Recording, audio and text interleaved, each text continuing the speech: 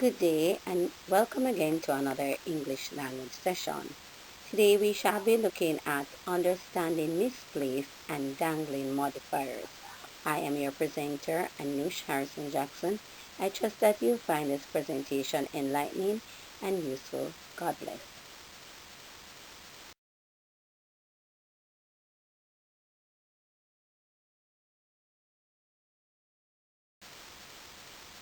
The objectives of this lesson are as follows. At the end of this lesson, students should be able to 1.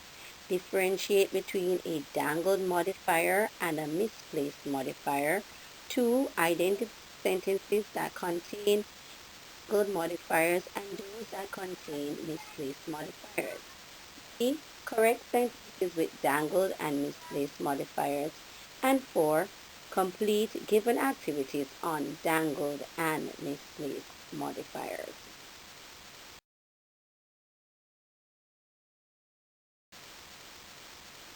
A sentence is said to dangle when there is no subject to refer to. As a result of this, the sentence seems ambiguous, and by that we mean unclear or confusing. Examples of sentences with dangled modifiers. Number 1. Driving in the rain, there was an accident. Number 2. Looking through the window, the flowers were beautiful. Number 3. Crying like a baby, the letter was torn.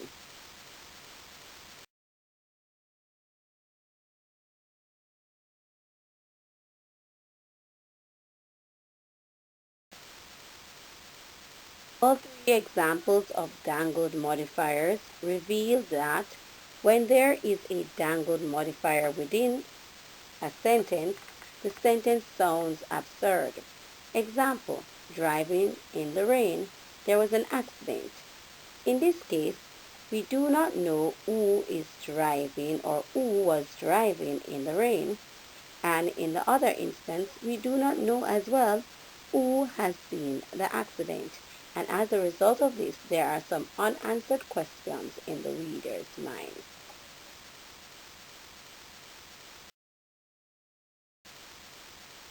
Second example, there are some unanswered questions in the reader's mind as well.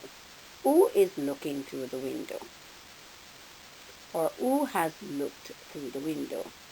And who has observed that the flowers are beautiful? Can you identify the unanswered question that is in the reader's mind after reading this sentence? Crying like a baby, the letter was torn.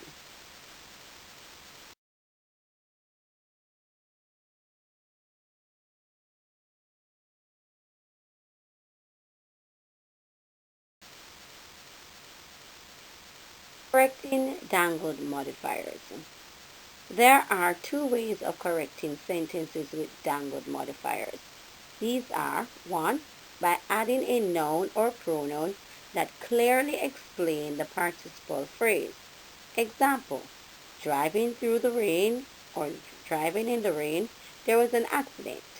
Correction, driving in the rain, James saw an accident.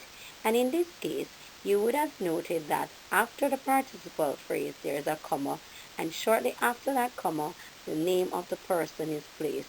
So we know that it is James who is driving in the rain. And we also know that it is James who has observed that there is an accident. The second way of correcting the dangled modifiers is by changing the participle phrase into a subordinate clause.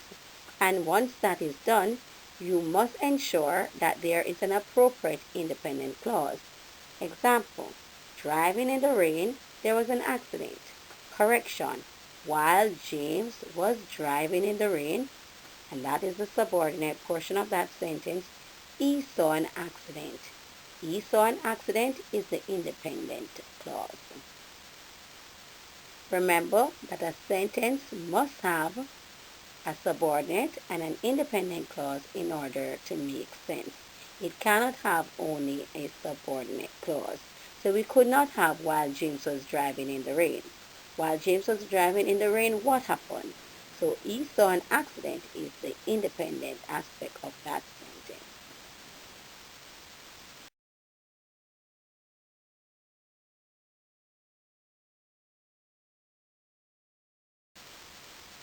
We'll now turn our attention to misplaced modifier. A sentence contains a misplaced modifier when there is a word or a group of words that is not in its correct location or place. As a result of this, the sentence seems absurd. Examples. Number 1. The tired green girl sat on the sofa. Number 2. The tourist saw the monkeys visiting the zoo. Number 3. The man purchased the ring for his fiancée that was expensive.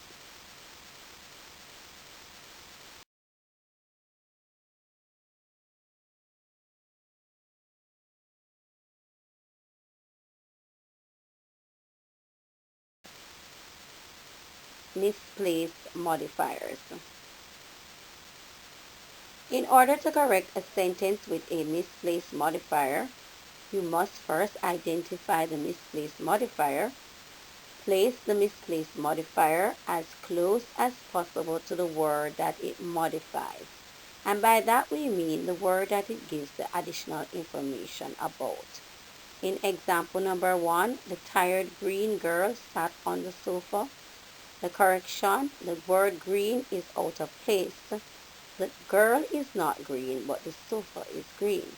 So the correction is the tired girl sat on the green sofa.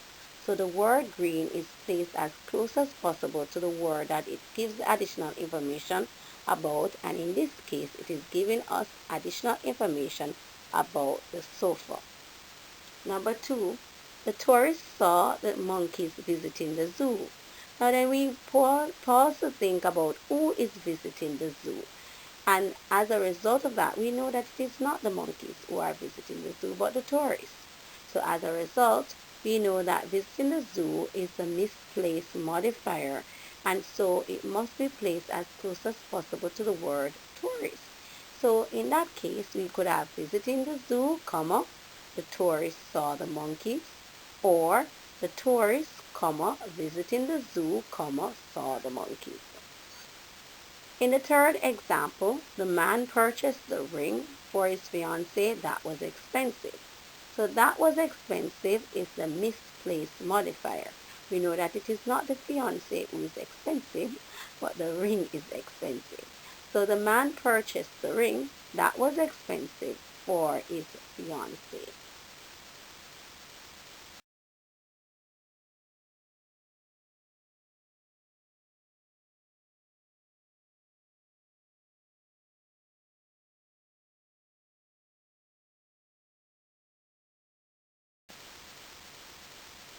Now look on our final activity on dangled and misplaced modifiers.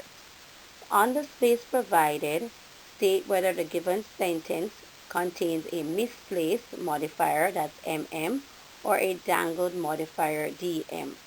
Correct the misplaced or dangled modifiers, okay? That means you're going to be correcting the sentence with the misplaced or dangled modifier.